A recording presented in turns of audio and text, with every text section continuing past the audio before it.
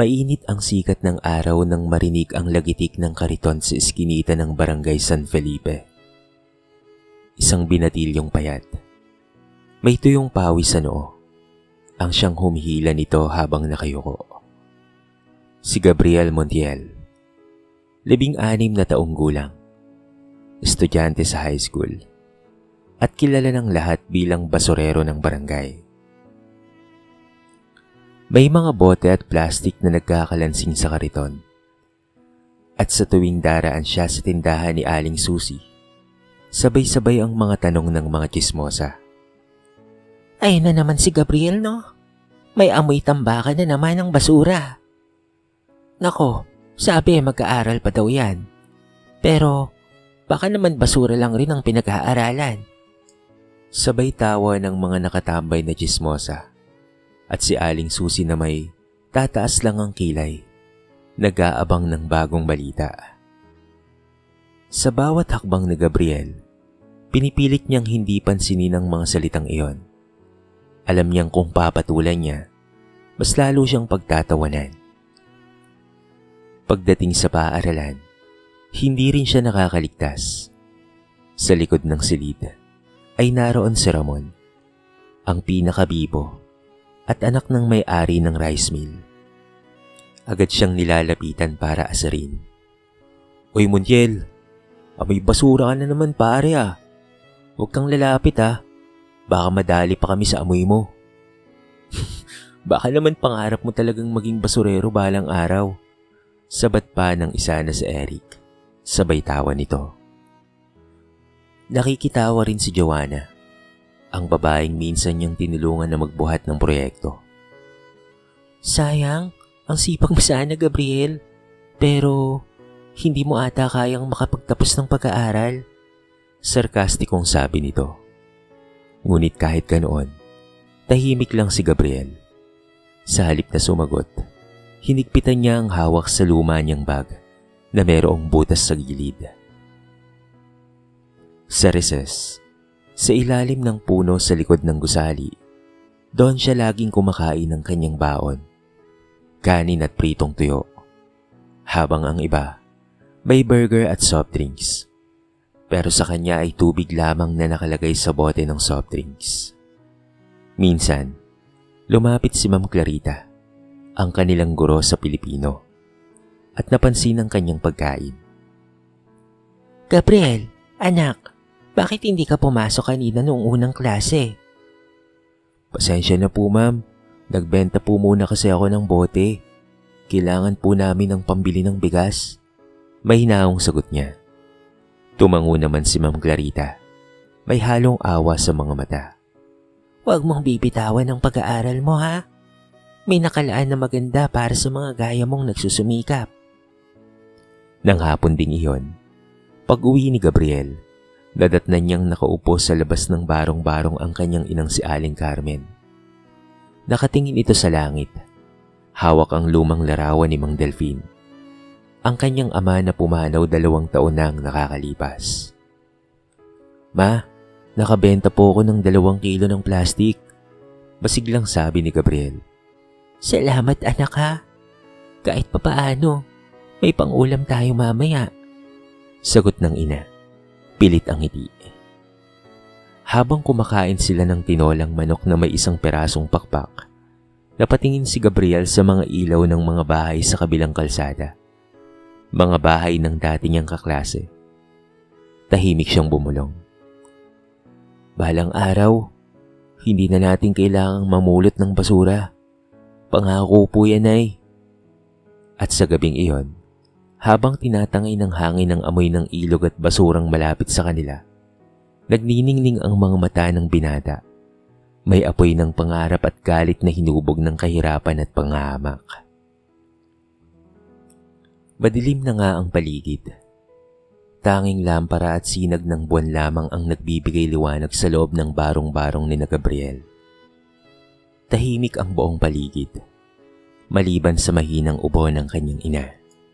Nay, uminom ka po muna ng tubig, sabi ni Gabriel, habang iniabot ang basong may kaunting laman.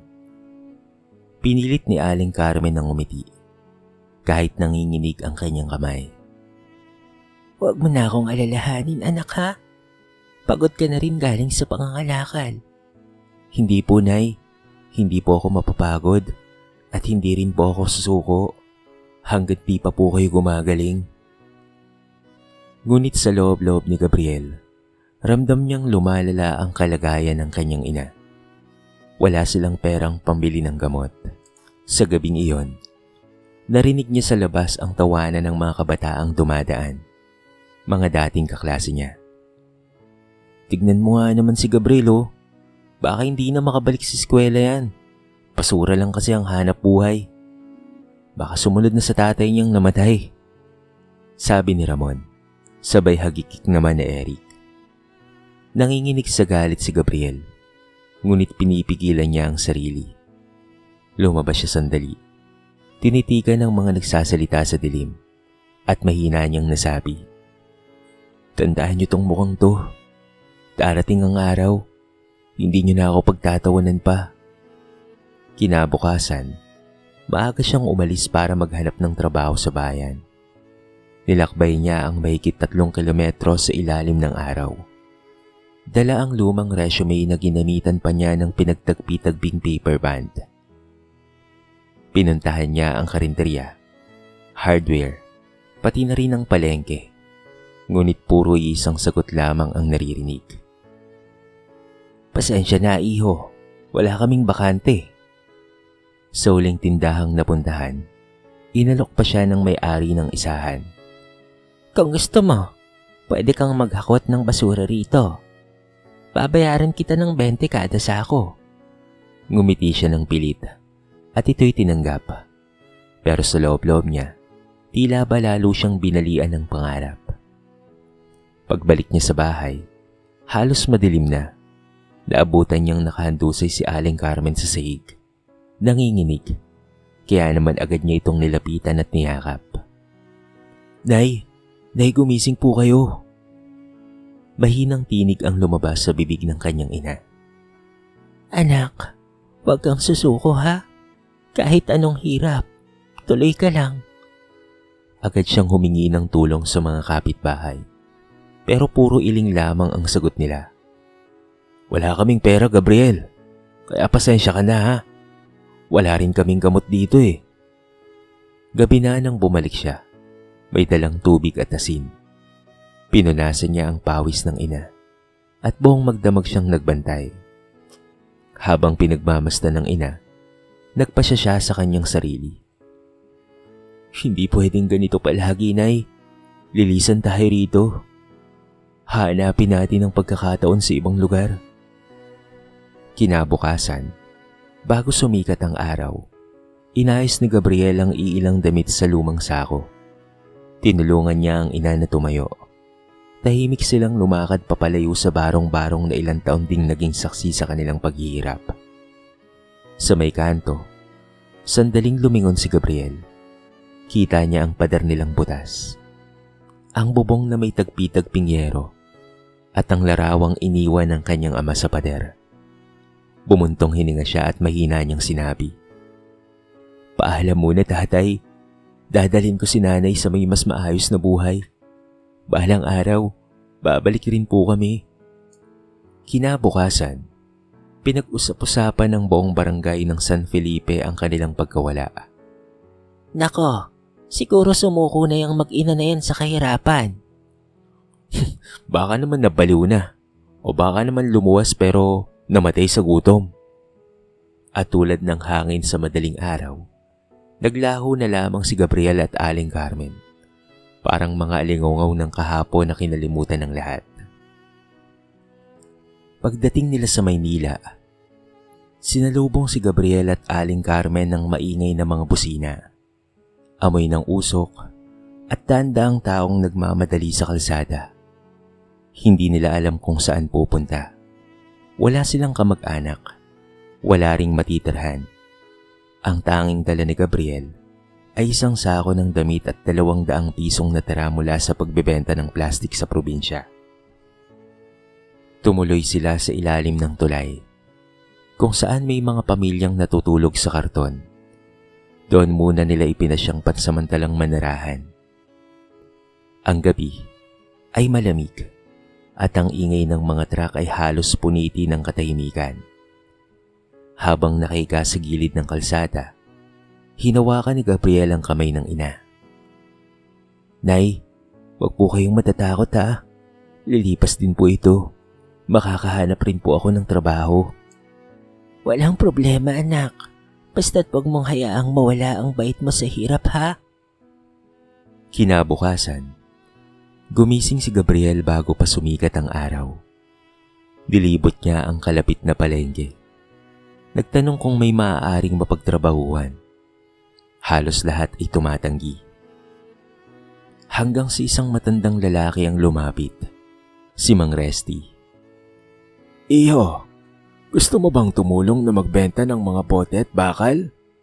Malinis na hanap buhay ito. Baka gusto mo lang." Talaga po? Opo, kahit ano po. Kailangan ko lang pong may pagkakakitaan, sagot ni Gabriel. At simula nga noon, araw-araw siyang sumasama kay Mang Resty. Habang ang iba ay nagrereklamo sa init, siya ay nagbubuhat ng mabibigat na sako. Pawisan, ngunit laging nakangiti. Ang kita niya sa isang araw ay halagang 250 pesos. Na agad naman niyang iniuwi para makabili ng tinapay at lugaw para sa kanyang ina. Habang natutulog si Aling Carmen sa tabi ng karton, nag-aaral naman si Gabriel tuwing gabi sa ilalim ng poste ng ilaw. May dala siyang lumang kwaderno na galing pa sa probinsya. Isinusulat niya roon ang mga natutunan niya sa araw-araw. "Kung gusto kong umasenso, kailangan kong mas matuto pa, kahit dahan-dahan lang." Isang araw, habang nag-aayos siya ng mga bakal sa junk shop, napansin siya ng isang lalaki. Si Engineer Roberto Tan, may-ari ng construction company sa kabilang kanto. Lumapit ito. "Iho, marunong ka bang magbuhat at magayos ng mga bakal?" Opo sir, marunong po ako, basta't may magtuturo po." "Bakit po?" "Sige, kung gusto mo, pumasok ka sa site namin bukas ha. Foreman ang magtuturo sa'yo. Subukan natin kung tatagal ka." Halos hindi makapaniwala si Gabriel. Agad siyang nagpasalamat. At sa unang pagkakataon, ay nakaramdam ng pag-asa. Kinabukasan, pumasok siya sa construction site. Suot ang lumang sapatos na may punit at lumang sombrero. Binansagan siyang probinsyano, pero hindi siya inalipusta. Dito, ang sukatan ay sipag at hindi ang kayamanan. Makalipas ang ilang linggo, napansin ni Engineer Tan na si Gabriel ay mabilis matuto. Marunong siyang sumukat ng bakal, magbasa ng plano, at higit sa lahat, hindi siya reklamador na trabador. "Bata, mukhang may kinabukasan ka. Ipagpatuloy mo yan ha. Mag-enroll ka ng high school at tutulungan kita," sabi ng inhinyero. Kinagabihan, umuwi siyang luhaan pero masaya.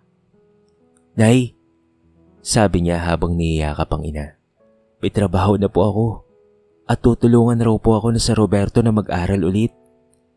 Ngumiti si Aling Carmen. Pinisilang kamay ng anak. Gabriel, ito na yung sinasabi kong himala. Kapit lang tayo sa Diyos ha. Kapit lang sa mga pangarap. At sa ilalim ng tulay na dating tahanan nila, may dalawang pusong muling tumibok ng pag-asa. Ina at anak, na kahit wasak ng kahirapan, muling nagsimulang mangarap sa gitna ng lungsod. Lumipas nga ang maraming taon mula nang tanggapin si Gabriel sa construction site. Mula sa pagiging tagabuhat ng bakal, naging tagasukat siya at hindi naglaon, isinang pinagkakatiwala ang tauhan ni Engineer Roberto Tan. Araw-araw, maaga siyang dumarating. Minsan pa nga ay siya ang huling umuwi. Habang ang iba'y nagrereklamo sa bigat ng trabaho, si Gabriel ay walang reklamo. Pawis man, pero ngumingiti pa rin.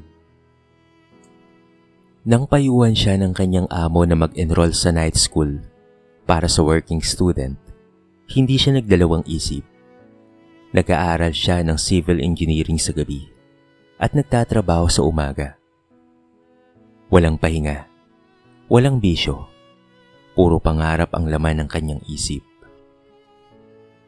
Si Aling Carmen, kahit mayroong pa ring sakit, ay patuloy siyang sinusuportahan. Anak, kahit hindi kita matulungan sa pag-aaral mo, ipinagmamalaki kita. Napakatatag mo, anak. Sabi nito habang tinatahi ang lumang pandalon ng kanyang anak. Nay, gagawin ko po ito para sa atin, para hindi na tayo matulog sa ilalim ng tulay. Sagot ni Gabriel, may kislap sa mga mata. Hindi madali ang mga taon. May mga araw na halos hindi siya kumakain ng tanghalian para lamang may pangbayad sa eskwela. May gabi ring umiiyak siya sa pagod. Pero bawat luha ay nagiging gasolina ng determinasyon. Hanggang sa dumating ang araw ng kanyang pagtatapos. Simple lamang ang seremonya. Ngunit halos maiyak si Engineer Tan habang sinasabitan ng medalya ang binata. Hindi pera ang puhunan mo, Gabriel. Sipag at puso. Tandaan mo, yan ang hindi nabibili. Matapos graduate, inalok siya ni Engineer Tan ng trabaho sa kanyang bagong proyekto. Doon sa isang gusali sa Quezon City. Doon unang nasubok ang kanyang kakayahan bilang leader. Marami sa mga tauhan ay mas matanda pa sa kanya. Ngunit dahil sa respeto at kababaang loob, nakamit niya ang tiwala ng lahat. Makalipas ang ilang taon, nagsimulang magkaroon ng sariling mga proyekto si Gabriel. Sa tulong ng mga ipon at payo ni Engineer Tan, nagtayo siya ng maliit na construction business, Montiel Builders. Ang unang proyekto niya ay isang boarding house, sinundan ng mga bahay at maliliit na gusali. Naging kilala siya sa pagiging tapat sa kliyente at maayos magpatakbo. Habang lumalago ang kanyang negosyo, hindi niya nakalimutang tulungan ang kanyang ina. Si Aling Carmen naman ay nagsimulang magbenta ng mga gamit na gawa sa recycled materials, flower pots, pandekorasyon, at mga basurang ginawang ginto sa kamay ng isang ina. Mabilis itong nakilala sa palengke at naging supplier pa ng ilang interior designer na kliyente nitong si Gabriel. Isang gabi, habang magkasamang nagkakape ang mag-ina sa maliit ngunit maayos na apartment, napatingin si Gabriel sa bintana. Nay, natatandaan niyo pa po ba yung sinabi ko sa inyo noon? Nababalik tayo sa probinsya kapag maayos na po ang lahat. Oo, anak. At bakit mo naman nasabi yan? Panahon na po siguro, Nay. Napangiti si Aling Carmen. Bahagyang nangingilid ang luha. Kung makikita lang ng tatay mo ito, anak, siguradong matutuwa siya. At salamat pala, anak, ha, sapagkat pinagamot mo ako. Kung hindi dahil sa iyo, ay baka mas lalo pang lumala ang aking karamdaman. Lumipas pa ang ilang mga buwan ng paghahanda. Nag-ipon si Gabriel. Bumili ng lupa sa probinsya. At doon sa mismong lugar ng kanilang dating barong-barong, nagpasimula siya ng malaking proyekto. Hindi alam ng mga taga-barangay sa San Felipe na ang itinatayong mansyon sa tapat ng ilog ay pagmamay-ari pala ng binatang minsang tinawag nilang basurero.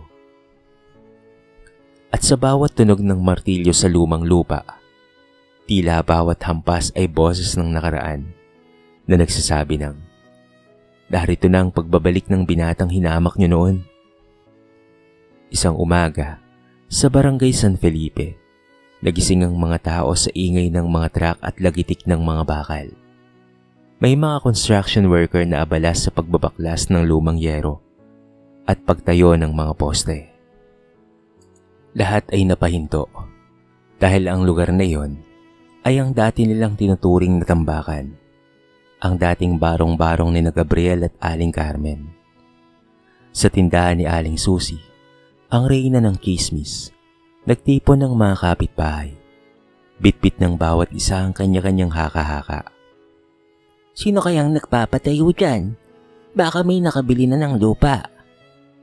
Sino naman ang bibili ng ganyang kalumang lugar? Malapit pa sa ilog. Baka galing abroad. Mayaman na. Sabi naman ng isa. O baka mga politiko. Ginagawa atang rest house. Sabat naman ng isa pa, sabay higop ng kape. Habang pinag-uusapan iyon, dumaan si Ramon, ang dating kaklase ni Gabriel. May dalang susi at naka-uniforme ng pang-tricycle driver. Oy Ramon, Sigaw ni Aling Susi. narinig mo na ba? May nagpapagawa sa dati niyong tambakan. Baka kakilala mo. Taga rito rin daw. Ngumisi si Ramon, sabay tawa nito. Kung taga rito rin, edi baka yung basurero dati, si Gabriel Montiel. Pero imposible naman siguro patay na yun ngayon. Wala nang balita simula nang umalis silang mag-ina dito. Natawa ang mga nakikinig. Oo nga naman. Sabi pa nga dati nabaliw na daw yung nanay sa tindi ng gutom. O baka naman palaboy sila sa Maynila ngayon, nanlilimos. Dagdag pa ng isang nakatambay. Sa gitna ng tawanan, dumating si Eric, isa pa nilang dating kaklase. Nakasando at amoy alak, halatang galing sa bisyo. Pare, pag si Gabriel nga yan, papalakpakan ko yan. Kasi galing sa basura, tapos ngayon pagkakaroon na ng mansyon. Sabay halakhak ng lahat. Ngunit sa loob-loob ni Eric ay may kaunting kirot. Dahil naalala niya kung gaano kabait noon si Gabriel, kahit lagi nilang pinagtatawanan. Lumipas ang ilang araw, mas lumaki pa ang bulong-bulungan. Kita na ngayon ang malamansyong istruktura na tinayo roon. Malalapad na bintana, konkretong bakod, at mamahaling gate. May mga mamahaling sasakyan ring pumaparada paminsan-minsan. Lalo tuloy umigting ang kuryosidad ng mga taga-barangay. Isang hapon, habang nagkukumpol-kumpol ang mga tao sa labas ng tindahan, biglang may humintong itim na SUV sa tapat ng bagong bahay. Tahimik ang lahat. Makinis, mamahalin, at tila hindi bagay sa lugar. Bumukas ang pinto. Bumaba ang isang lalaking matangkad, maayos manamit, naka-Amerikana, at suot ang mamahaling shades. Napatitig ang lahat. Parang pamilyar ang tikas, ang postura, at pati na rin ang mukha. Sino yun? Tanong ng isa. Baka yung dating may-ari. Sagot naman ng iba. Ang gwapo naman, parang artista. Ngunit nang lumapit si Aling Susi, halos mabitawan niya ang hawak na tasa ng kape. Nanlaki ang mga mata niya. Uminit ang pisngi sa gulat. Gabriel? Nauutal niyang nasambit. Ikaw ba yan, Gabriel Montiel? Ngumiti ang lalaki at inalis ang kanyang shades. Sa mga mata nitong kalmado, may halong tapang at kababaang loob. Magandang hapon po, Aling Susi. Magalang niyang bati. Patagal din po kaming nawala. At mula sa loob ng SUV, bumaba rin ang isang matandang babae. Marangal ang bihis, maayos ang buhok, at may pamilyar na mukha. Walang iba kung hindi si Aling Carmen. Ang inang minsan ay pinagkatuwaan ng lahat. Tahimik ang paligid. Ang mga dating nang bubuli ay napayoko. Si Ramon ay napatigil sa gitna ng kalsada. Hawak ang helmet. Tila hindi makapaniwala. Si Eric naman ay napakamot ng ulo, napailing, at mahina niyang bulong. Hindi nga. Totoo ba to? At habang pinagmamasdan ng lahat ang mag-inang dati nilalait nila, tila bumalik sa kanila ang lahat ng panlalait, pang-alipusta, at tawa ng kahapon. Ngayon ay unti-unting bumabalik bilang hiya. Tahimik ang buong barangay. Tila huminto ang hangin nang marinig ng lahat ang pangalan ni Gabriel Montiel mula sa bibig ni Aling Susi.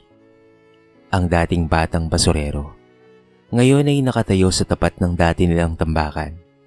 Matikas, marangal, at halatang may narating sa buhay. Lumapit si Ramon. Nanginginig pa ang boses. Gabriel? Ikaw ba talaga yan? Grabe, hindi ako makapaniwala. Ngumiti lang si Gabriel. Ako nga Ramon, ang tagal na. Kamusta na kayo? Hindi makahinga ang grupo ng dating kaklase. Si Eric, na ngayon ay payat at mukhang lasing, ay napaatras. Pare, akala ko ay wala ka na. Akala namin ay pumanaw na kayo sa gutom. Hindi totoo yan, Eric. Sagot ni Gabriel. Kalmado ang tinig. Buhay na buhay kami.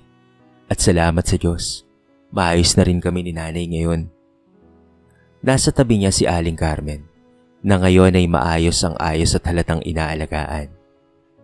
Dilapitan siya ni Aling Susi. Hindi makatingin sa mata. Gabriel, pasensya ka na anak ha. Alam mo namang tao lang kami. Nadala lang kami ng mga chismis. Ngumiti si Aling Carmen. Hinawakan ng kamay ni Aling Susi.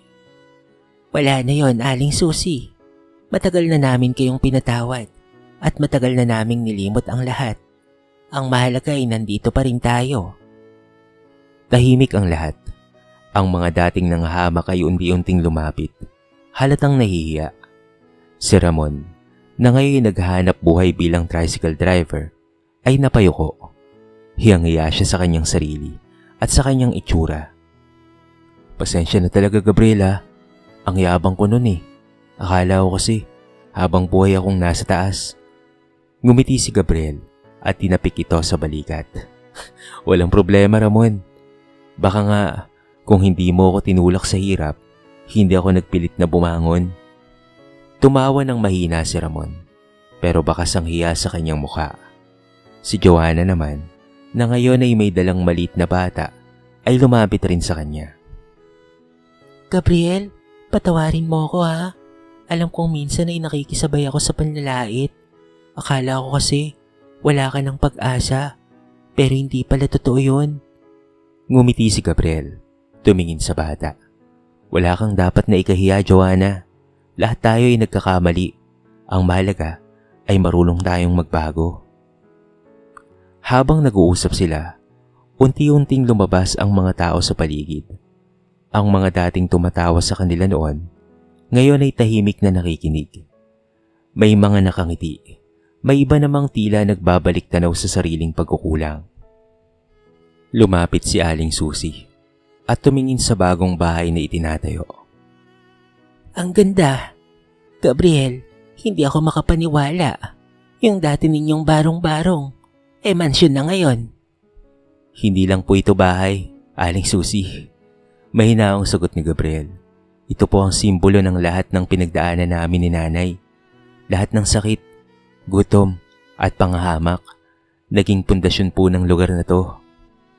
Tahimik na napayuko ang lahat. Walang gustong magsalita. Ang dating amoy ng basura ay napalitan ng amoy ng bagong semento at pintura. Parang tanda ng panibagong simula. Bago siya umalis, lumapit ulit si Ramon. Gabriel, baka may trabaho dyan sa construction mo ha. Kahit helper lang. Ngumiti si Gabriel. Bakit hindi? Basta't marunong kang magsimula muli. May lugar ka para dito, Ramon. Halos maiyak ito sa hiya at tuwa. At habang papalubog ang araw, tinabihan ni Gabriel ang kanyang ina, sabay tanaw sa ginagawang bahay. Tahimik ngunit puno ng emosyon ang paligid. Ang mag-ina na minsang hinamak, ngayon ay tinitingala, hindi dahil sa yaman, kung hindi dahil sa kababaang loob na bumabalot sa kanilang tagumpay. Lumipas ang ilang mga buwan matapos mabuo ang bahay sa dating barong-barong ng mag-ina. Tuwing umaga, maririnig ang ingay ng mga manggagawang abala at sa bawat hampas ng martilyo, tila unti-unting binubura ang mga alaala ng kahapon. Ang dating tambakan ng basura ay ngayon naging tahanan ng pag-asa. Sa unang linggo matapos gawin ang bahay, nagpasya si Gabriel at Aling Carmen na maghanda ng simpleng salo-salo. Inimbitahan nila ang buong barangay. Oo, pati ang mga dating nanghamak at nanlait sa kanila. Marami ang nag-alinlangan sa una, marahil sa hiya. Ngunit nang marinig nila si Gabriel mismo ang nag-abot ng imbitasyon, isa-isang nagdatingan ng mga tao. Pagdating ng hapon, puno ang bakuran ng tawanan at halakakan. May mga bata ring naglalaro sa damuhan. Parang walang bakas ng galit o pangungutya noon. Tahimik na pinagmamasdan ni Gabriel ang paligid habang katabi niya ang kanyang ina. Nay, ganito po pala ang pakaramdam ng may kapayapaan. Bulong niya. Oo anak, Tugon ni Aling Carmen. hindi ginto o mansyon ang tunay na yaman. Kapag kaya mong patawarin ang nakasakit sa'yo, yan ang tunay na kayamanan anak. Habang nagsasalo-salo, lumapit si Ramon, ang dating bully. Hindi ito makatingin kay Gabriel. Gab, hindi ko alam kung papaano akong magsisimula. Dati, ako yung pinakaayaw mo siguro. Pero ngayon, utang ko na sa'yo ang bagong simula ng buhay ko. Salamat sa pagbibigay sa akin ng trabaho Kahit tapos na ang bahay mo, binigyan mo pa rin ako ng pagkakataon na makapagtrabaho rito. Ngumiti si Gabriel. Wala yan Ramon. Ang buhay, parang construction lang yan. Minsan kailangan mong gabayin ng luma para makapagpatayo ng bago. Napayuko si Ramon at hindi mapigilang mapaluha. Lumapit din si Joanna. May bitbit na maliit na cake. Para sa'yo Gabriel, pasensya ka na ha kung minaliit kita noon at pasensya ka na kung maliit lang rin itong cake. Wala akong maibigay na mamahalin sa'yo eh. Walang maliit na regalo kung galing sa puso, Joanna. Salamat Sagot ni Gabriel. Sabay kuha sa cake. Nagkatinginan silang dalawa at pareho nilang naramdaman na tapos na ang sakit ng nakaraan. Pagkaraan ng ilang sandali, huminto si Gabriel sa gitna ng bakuran. Tahimik siyang nagsalita sa lahat. Maraming salamat po sa pagpunta. Hindi ko po inisip na magtatagumpay ako para ipamukha sa inyo na mali kayo. Ginawa ko po ito para patunayan sa sarili ko na kahit sinong hamakin, may karapatan pa rin pong bumangon. Ang hirap, ang gutom, at ang pang-aapi, lahat yan, parte ng paghulma sa atin. Tahimik ang lahat, mailan sa mga tao na napapaluha. Kung may mga aral man po kayong makukuha sa kwento namin ni Nanay, dagdag niya, hindi kahirapan ang dahilan para tumigil sa pangarap. Ang tunay na kahirapan ay yung mawalan ka na ng pag-asa. Muling nagpalakpakan ng mga tao. Si Aling Susi, na dati unang nagkakalat ng chismis patungkol sa kanila, ay napahagulgol habang niyayakap si Aling Carmen. Patawad Carmen ha, patawad sa lahat. Ngumiti lang ang matanda. Wala kang kailangang ihingi ng tawad Aling Susi. Ang mahalaga ay natuto tayo pare-pareho. Pagsapit ng gabi, nakaupo si Gabriel sa veranda ng kanilang bahay. Nakatingin sa mga bituin. Tahimik, payapa, at puno ng pasasalamat sa Diyos. Panginoon, salamat po. Salamat po sa pagbibigay ng lakas sa akin at pagbibigay ng bagong pag-asa. At maraming salamat po sa mga biyayang natatanggap namin ni Inay. Itay, kung nakikinig ka man po, mahinang sabi niya habang nakatingala pa rin. Natupad ko na po ang pangarap natin. May bahay na po tayo. Wala na pong gutom. At wala nang luha. Wala na rin pong pang-aapi sa amin ni Inay. Lumapit si Aling Carmen, sabay haplos sa kanyang balikat. Anak, kahit wala na ang tatay mo, sigurado akong proud na proud siya sa'yo. Lahat ng paghihirap natin ay may dahilan pala. Ngumiti si Gabriel at sumagot. Oo, Nay. At may dahilan para ipakita na ang tao kahit ilang ulit mong yurakan, basta't may pananalig at puso, babangon at babangon pa rin. At sa gabing iyon, sa ilalim ng mga bituin na minsang tinanaw nila mula sa bubong ng barong-barong, naramdaman ng mag-ina na tunay silang nakatagpo ng tahanan, hindi lang sa lupa, kung hindi sa loob ng mga pusong nagpatawad. Sa kwentong ito ay marami tayong mapupulot na aral. Sino nga bang mag-aakala na ang dating mag-inang mahirap at ang binatilyong basurero ngayon ay isa ng mayaman at matagumpay sa buhay? Sila ang nagpatunay na ang kahirapan ay hindi sumpa. Ito ay isang hamon. Ang panlalait ay hindi wakas. Ito ay simula ng pagbangon.